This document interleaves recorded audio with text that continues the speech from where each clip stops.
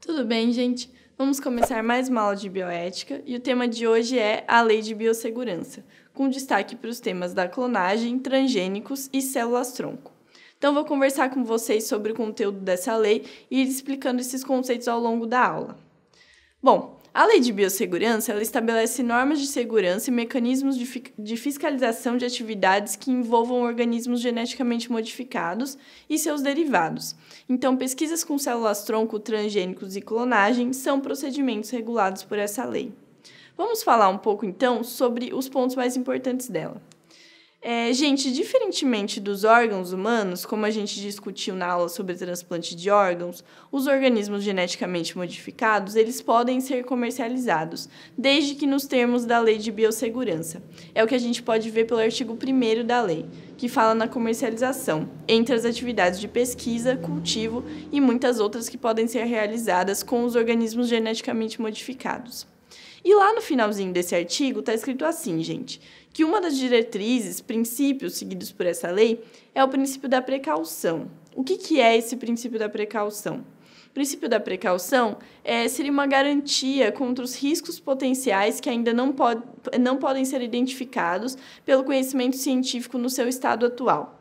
Isso significa que, para se evitar que danos irreversíveis sejam causados, por exemplo, ao meio ambiente, o Estado pode atuar de maneira preventiva em relação a certas atividades de consequências futuras incertas. Por exemplo, proibi-las, mesmo que não se tenha certeza de que elas causarão um dano no futuro. Ou seja, o ônus da prova, o ônus de provar que a atividade não representa um risco, é daquele que propõe a realização dessa atividade. Outra coisa importante, gente, para realizar qualquer dessas atividades que aparecem no artigo 1º com os organismos geneticamente modificados, é necessária uma autorização da Comissão Técnica Nacional de Biossegurança. Eu vou explicar mais para frente para vocês o que é essa comissão. Bom, o artigo 3º da lei ele vai trazer algumas definições de conceitos relevantes para os efeitos da lei. E eu quero chamar a atenção de vocês para as definições de organismo geneticamente modificado, clonagem e células-tronco.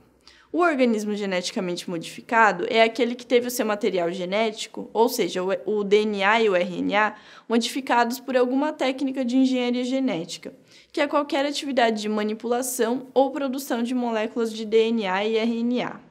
A clonagem é um processo de reprodução, mas uma reprodução assexuada, artificial, a partir da informação genética de um único indivíduo, ou seja, é a produção de células ou indivíduos geneticamente idênticos. E as células-tronco embrionárias são células de um embrião que possuem a capacidade de se transformar em células de qualquer tecido de um organismo.